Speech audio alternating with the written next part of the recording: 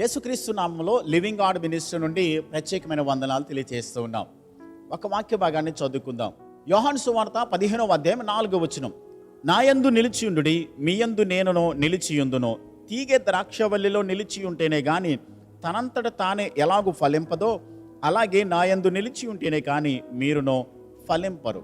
యేసుక్రీస్తు ప్రభు మానవుడిగా భూమి మీదకి వచ్చిన తర్వాత నాయందు మీరు నిలిచి ఉండండి, మీ యందు నేను నిలిచి ఉంటాను.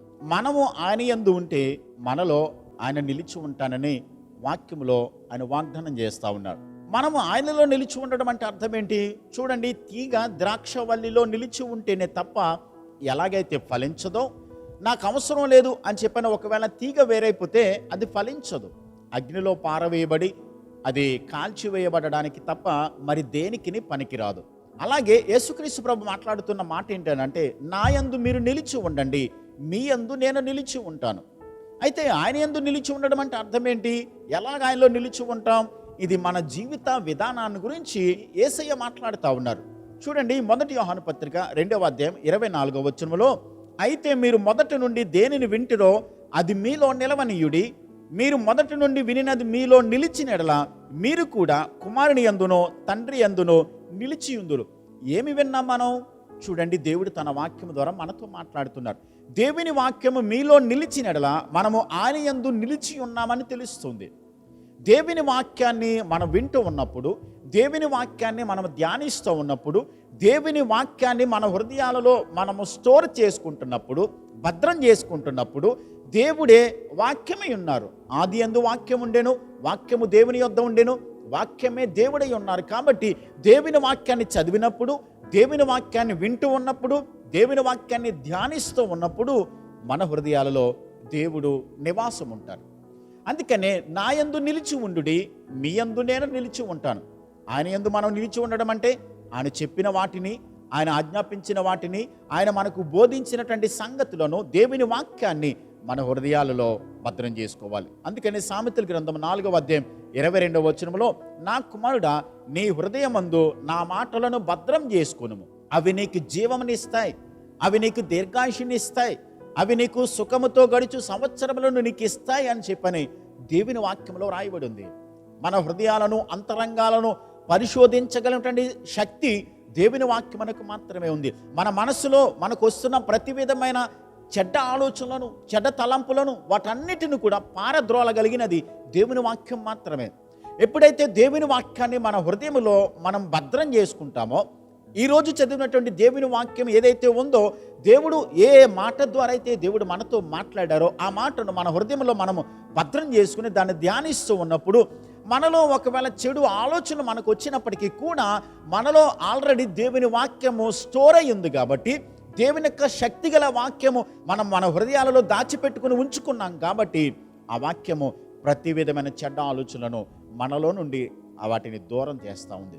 ఎబ్రీ పత్రిక 4వ అధ్యాయం 12వ వచనములో, దేవుని వాక్యము శక్తి గలదై అది హృదయమును కీళ్లను మూలుగులను విభజించునంత మట్టుకు దూరుచు హృదయం యొక్క తలంపులను ఆలోచనలను సహితము కూడా అది పరిశోధించుచున్నది అనే మాటను మనం చదువుకుంటాం. మన ఆలోచనలు, మన తలంపులు, మన క్రియలన్నిటిని కూడా దేవుని వాక్యము శోధించి పరిశోధించి చెడ్డ ఆలోచనలు రాకోకుండా దేవుని వాక్యం మనకి సహాయం చేస్తుంది. ఎప్పుడైతే దేవుని వాక్యం మన హృదయంలో మనం భద్రం చేసుకుంటామో, ఒక మాట ఏంటంటే ఆయనలో మనం నిలిచి ఉన్నాం, ఆయన మన యందు నిలిచి ఉంటాడు. ఇంకా మనం ఆయనలో నిలిచి ఉన్నాము అనడానికి ఇంకా దేనిని బట్టి తెలుస్తుంది అని అంటే, 1 యోహాను పత్రిక 3వ అధ్యాయము 6వ వచనములో, ఆయన యందు నిలిచి ఉండి వాడెవడునో పాపము చేయడు, పాపము చేయవాడెవడునో ఆయనను చూడను లేదు, ఎరుగను లేదు. ఆయనలో నిలిచి ఉండడం అంటే అర్థం ఏంటంటే, ఈ లోకములో పాపం చేయకుండా పరిశుద్ధంగా బ్రతకడం. లోకములో ఇంకా చాలామంది దేవుణ్ణి ఎరిగి ఉన్నాము అని చెప్పుకుంటూ కూడా, దేవుని సన్నిధికి వెళుతూ కూడా పాపంలో బ్రతుకుతున్న ప్రజలు చాలామంది ప్రపంచంలో కనబడతా ఉన్నారు. ఎందుకని అలా బ్రతుకుతున్నారంటే, ఒక్క మాటలో మనం చెప్పాలనంటే, దేవుని భయం లేకపోతే మనుషులు పాపంలోనే బ్రతుకుతారు. కాబట్టి ఆయన యందు నిలిచి ఉండి వాడెవడను కూడా పాపము చేయడు, ఆయనలో ఉన్న ప్రతి ఒక్కడు కూడా పాపము చేయజాలడు అనే వాస్తవాన్ని మనం చూస్తూ ఉన్నాం. నిజంగా దేవునిలో మనం నిలిచి ఉన్నట్లయితే, దేవుని యందు మనము నిలిచి ఉన్నవారమని చెప్పుకుంటున్నట్లయితే పాపం చేయకుండా పరిశుద్ధంగా బ్రతుకుతాం. పాపంలో బ్రతుకుతూ పాపంలోనే జీవిస్తూ ఇంకా జీవితకాలం అంతా కూడా పడుతూ లేస్తూ పాపంలో మనము బ్రతుకుతూ ఉన్నట్లయితే ఒక మాట మనం గుర్తుపెట్టుకోవాలి, ఆయనలో నిలిచి ఉన్నాము అని అనుకుంటున్నాం, కానీ ఆయనలో మనం నిలిచిలేము. ఆయనలో మనం నిలిచి ఉండకపోతే ఆయన మనతో ఉండడు. మనం ఆయన యందు ఉన్నప్పుడు, దేవుని వాక్యాన్ని మన హృదయంలో పెట్టుకున్నప్పుడు, పాపం చేయకుండా పరిశుద్ధంగా బ్రతుకుతున్నప్పుడు మాత్రమే ఆయన మనలో ఉంటారు. మనము ఆయనతో పాటు కూడా నిలిచి ఉండడానికి దేవుని వాక్యం మనకి సహాయపడుతుంది. మరొక వాస్తవం ఏంటంటే, మొదటి యోహాను పత్రిక 2వ అధ్యాయం 4వ వచనములో కూడా ఆయన ఆజ్ఞలను గైకొనువాడు ఆయన వాని యందు నిలిచి ఉండునో, ఆయన మన యందు నిలిచి ఉన్నాడని ఆయన మనకు అనుగ్రహించిన ఆత్మ మూలముగా తెలుసుకొనుచున్నాం. దేవుని ఆజ్ఞల ప్రకారము ఎవరైతే నడుచుకుంటారో, దేవుడు చెప్పిన మాటకు ఎవరైతే విధేయత చూపిస్తారో వారితో దేవుడు ఉంటారో, దేవుని యొక్క సహాయము వారికి ఎప్పుడూ ఉంటుంది. దేవుని ఆజ్ఞలు పాటించుకోకుండా, దేవుని మాటల ప్రకారం జీవించుకోకుండా, ఆయన ఏదైతే చేయొద్దని చెప్పారో దానిని చేస్తూ, ఏదైతే చేయమని చెప్పారో అది చేయకోకుండా బ్రతుకుతున్నప్పుడు ఆయన ఆజ్ఞల ప్రకారం జీవించినట్లు కాదు. ఆయన ఆజ్ఞల ప్రకారం జీవించుకోకుండా నేను ఆయన యందు నిలిచి ఉన్నాను, దేవుడు నాతో ఉన్నారు, నేను ఆయనలో ఉన్నాను అని చెప్పి మనం అనుకుంటున్నట్లయితే వాక్యం సెలవిస్తుంది, ఆయన ఆజ్ఞలు గైకున్న వానితో మాత్రమే దేవుడు ఎప్పుడు తోడుగా ఉంటాడు.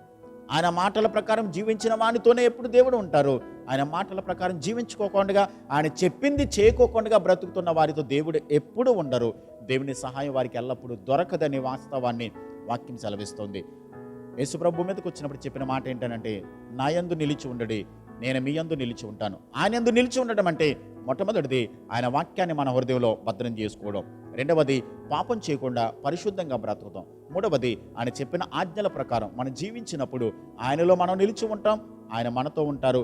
ఆయన మనతో ఉన్నంత కాలం కూడా దేవుని హస్తము, దేవుని సహాయము, దేవుని సమాధానము, దేవుని కృప, దేవుని కనికరము ఎల్లప్పుడూ కూడా మనల్ని వెంబడిస్తూ, కాపాడుతూ, భద్రపరుస్తూ, ఎలాంటి శోధనల గుండా మనం వెళ్తున్నప్పటికీ, ఎలాంటి సమస్యల గుండా మనం వెళ్తున్నప్పటికీ కూడా ప్రతి కష్టంలో, ప్రతి ఇబ్బందిలోనూ కూడా దేవుని హస్తమే మనలను తప్పించి, విడిపించి, కాపాడి, భద్రపరిచి ఆయన రాజ్యంలో ప్రవేశించడానికి దేవుని కృప మనకి అనుగ్రహించబడుతుంది. ఎప్పుడో తెలుసా?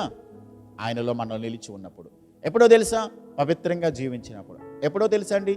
ఆయన ఆజ్ఞల ప్రకారం మనం జీవించినప్పుడు మాత్రమే దేవుని యందు మనం నిలిచి ఉన్నట్టు ఆయన మనకు తోడుగా ఉంటారు. అలాంటి కృప దేవుడు అనుగ్రహించాలని చిన్న ప్రార్థన చేద్దాం. మా కన్న తండ్రి, మా గొప్ప దేవా, మీకు స్తోత్రాలు. నా యందు నిలిచి ఉండుడి, నేను మీ యందు నిలిచి ఉంటాను అని చెప్పి మీ వాక్యంలో మీరు మాకు వాగ్దానం చేశారు. ప్రభా, మీ యందు నిలిచి ఉండడం అంటే మీ వాక్యాన్ని మా హృదయంలో భద్రం చేసుకోవడమని, నేను పవిత్రంగా జీవించడమని, మీ ఆజ్ఞలకు లోబడమే మేము మీలో నిలిచి ఉన్నామనడానికి రుజువని ఈ రోజున మీరు మాకు వాక్యం ద్వారా తెలియచేసినందుకే మీకు వందనాలు.